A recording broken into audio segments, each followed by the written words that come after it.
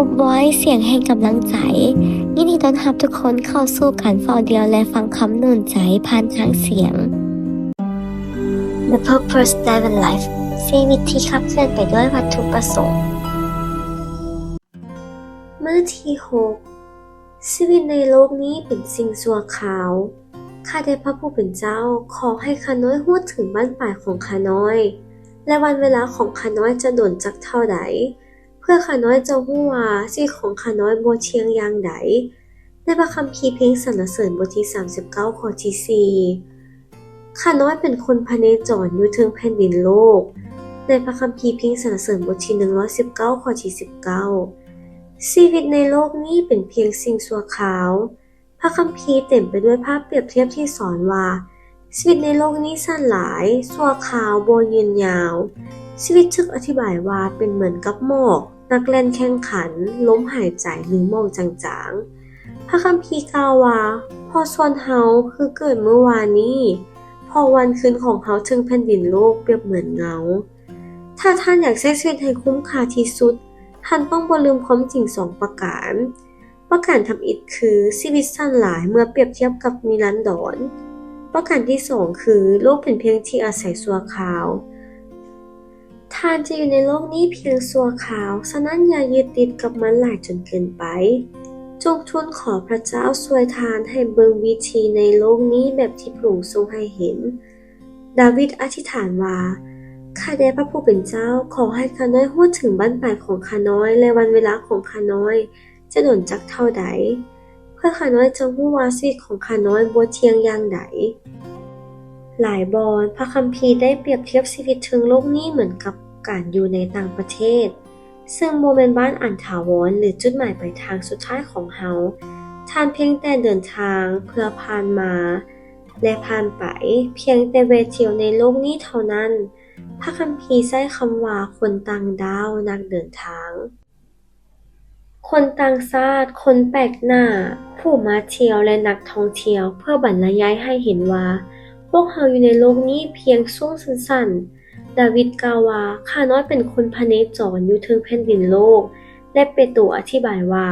ถึงแม้นว่าพวกท่านเอิ้นพระองค์ว่าพระบิดาก็ตามจงปฏิบัติไปด้วยความยำเกรงตลอดเวลาที่พวกท่านอาศัยอยู่ในโลกนี้ในแคลิฟอร์เนียบ่อนที่ข้าพเจ้าอาศัยอยู่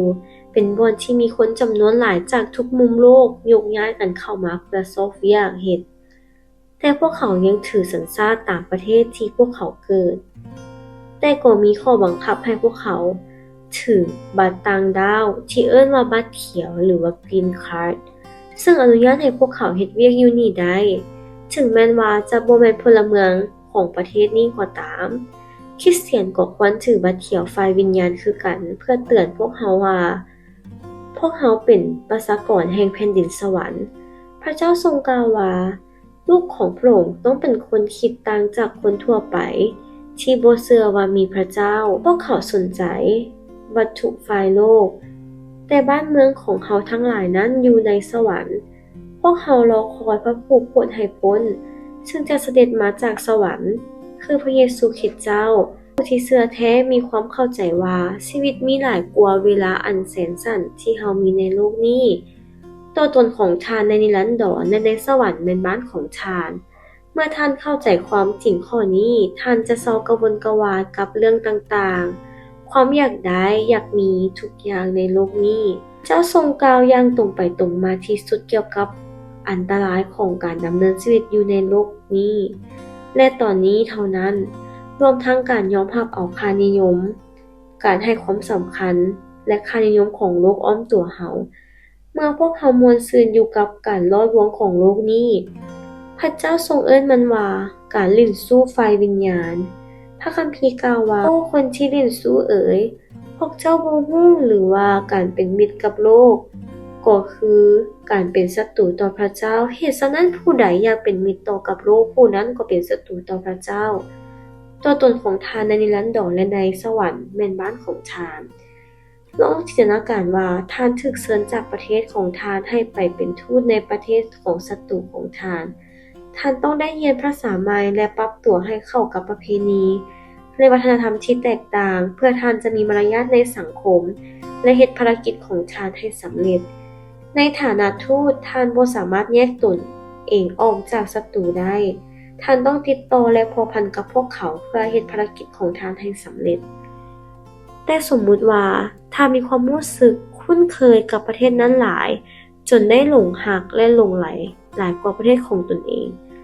ความจงรักภักดีและการอุทิศตนของทานย่อมเปลี่ยนไปนำบาทของทานในฐานะทูตจะเกิดการปราณีประนอมแทนที่ทานจะเป็นตัวแทนของประเทศของตนเองท่านก็จะเริ่มแสดงออกเหมือนกับเป็นศัตรูและเป็นผู้ทรยศ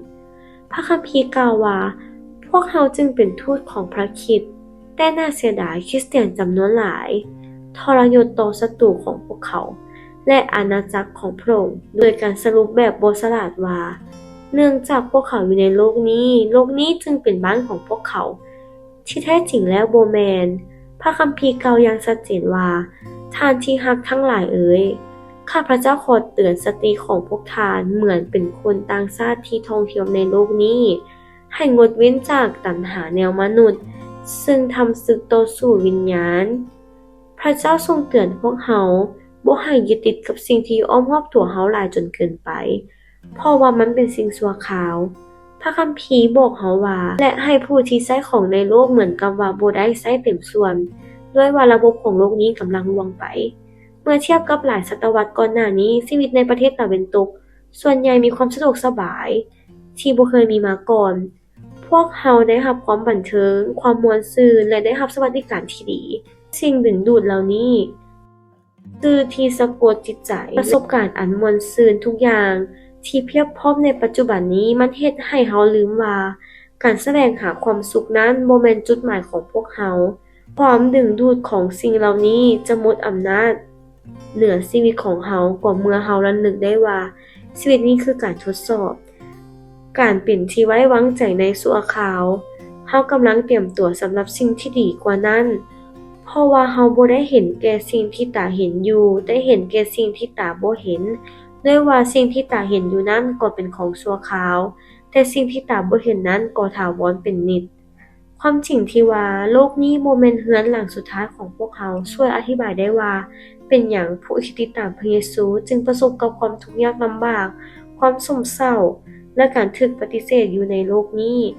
นอกนั้นยังอธิบายได้อีกว่าเป็นหยังพระคัมภีร์บางข้อของพระเจ้าเบิ่งคือบ่สำเร็จผลเป็นจริงคำอธิษฐานบางเรื่องเบิ่งคือสิบ่ได้รับคำตอบและสถานการณ์บางอย่างเบิ่งคือสิบ่ยุติธรรมก็เพราะว่ามันยังบ่แม่นตอนจบของเรื่องเพื่อเราจะบ่ติดกับโลกหลายจนเกินไปพระเจ้าจึงปล่อยให้เรารู้สึกบ่อิ่มเหลื่อมใจและความบ่พอใจกับชีวิตอยู่ในโลกนี้พวกเราความปรารถนาหาสิ่งที่มันจะบ่มีวันสำเร็จเป็นจริงในโลกนี้ในที่นี้พวกเราจะบ่สามารถมีความสุขอย่างสมบูรณ์ได้เพราะพวกเราบ่ควรจะเป็นเช่นนั้นในโลกนี้บ่แม่นบ้านหลังสุดท้ายของพวกเราถูกสร้างมาเพื่อสิ่งที่ดีกว่านั้นหลายป่าจะบ่มีความสุขเมื่ออยู่ถึงพื้นแผ่นดินเพราะมันถูกสร้างมาให้อยู่ในน้ำนกอินทรีจะบ่มีวันพึงพอใจหากมันบ่ได้บินแต่ท่านเองจะบ่มีวันพึงพอใจในโลกนี้ด้วยว่าท่านถูกสร้างมาเพื่ออีหยังที่หลายกว่านั้นท่านจะมีช่วงเวลาที่มีความสุขในโลกนี้แต่จะบ่มีความสุขใดเทียบเท่ากับสิ่งที่พระเจ้าได้ทรงจัดเตรียมไว้สำหรับท่านการรับรู้ว่าชีวิตในโลกนี้เป็นเพียงสิ่งชั่วคราวนั้นควรจะเปลี่ยนค่านิยมของท่านจากหน้ามือเป็นหลังมือค่านิยมนิรันดรควรจะเป็นตัวเปลี่ยนท่านในการตัดสินใจบ่แม่นค่านิยมชั่วคราวตามที่ C.S. Lewis ให้การสังเกตว่าทุกสิ่งที่บ่นิรันดรย่อมบ่มีค่าใดๆในโลกนิรันดรพระคัมภีร์กล่าวว่าเพราะรู้ว่าเราบ่ได้เห็นแก่สิ่งที่ตาเห็นอยู่แต่เห็นแก่สิ่งที่ตาบ่เห็นด้วยว่าสิ่งที่ตาเห็นอยู่นั้นก็เป็นของชั่วคราวแต่สิ่งที่ตาบ่เห็นนั้นก็ถาวรเป็นนิจมันเป็นความผิดอย่างมหันต์ถ้าท่านคิดว่าเป้าหมายของพระเจ้าสำหรับชีวิตของท่านคือความรุ่งเรืองทางวัตถุหรือความสำเร็จตามค่านิยมของโลกชีวิตที่ครบบริบูรณ์บ่ได้เกี่ยวกับความเจริญรุ่งเรืองทางวัตถุสิ่งของเลย และความสัตย์ซื่อต่อพระเจ้าก็บ่ได้รับประกันว่าท่านจะประสบความสำเร็จในอาชีพการงานหรือแม้แต่ในการรับใช้จงอย่าได้จดจ่อที่มงกุฎชั่วคราว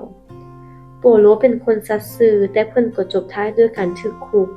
โยฮันบัพติสโตเป็นคนสัตย์ซื่อเหมือนกันแต่เพิ่นก็ยังถูกตัดคอคนสัตย์ซื่ออีกหลายคนถูกฆ่าสูญเสียทุกอย่างหรือจบชีวิตโดยบ่มีหยังจะโอ้อวดแต่จุดจบของชีวิตนี้ยังบ่แม่นจุดจบที่แท้จริงในสายพระเนตรของพระเจ้าวีรบุรุษแห่งความเชื่อผู้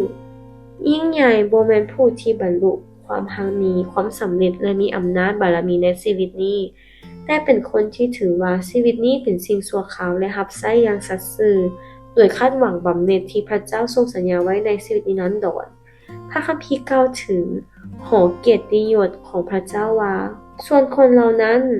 ได้ตายไปในขณะที่มีความเชื่อโดยบ่ได้รับสิ่งที่ทรงสัญญาไว้แต่เขาก็ได้เห็นและต้อนรับไว้ตั้งแต่ไกลและยอมตัวว่า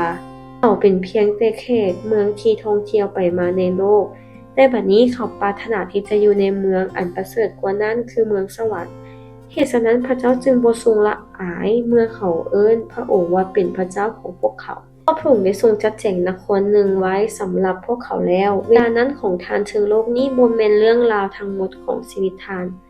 านจะต้องคองคอยจนได้อยู่ถึงสวรรค์จึงจะได้อ่านบทที่เหลือการดำเนินชีวิตถึงโลกแบบคนต่างดาวต้องอาศัยอยู่ด้วยความเชื่อมีเรื่องเก่าแก่ที่หลายคนมักเอามาเล่ากันกับศาสนาทูตคนหนึ่งที่บำนาญไปแล้วที่เดินทางกลับมาบ้านที่สหรัฐในเรือลำเดียวกันกับประธานาธิบดีฝูงชนโห่ร้องมีวงดุริยางค์มาต้อนรับและมีพรมแดงปูมีป้ายและสื่อมวลชนพากันต้อนรับประธานาธิบดีกลับบ้านแต่ศาสนาทูตคนนั้นยัง